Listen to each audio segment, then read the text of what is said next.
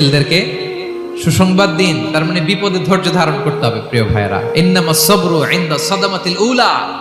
বিপদে আমরা অনেক সময় প্যানিক হয়ে যাই, অস্থির হয়ে যাই, কি করব, হতাশ। না, মুমিনরা হতাশ হয় না, ধৈর্য ধারণ করে। কি করে? কি করে?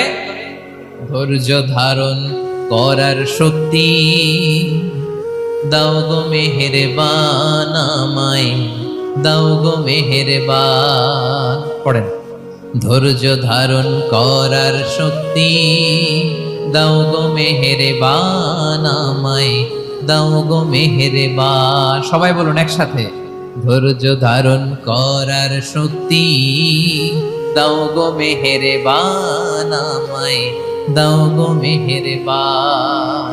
বুকের ভেতর ব্যথার নদী বইছে অবিরা, বইছে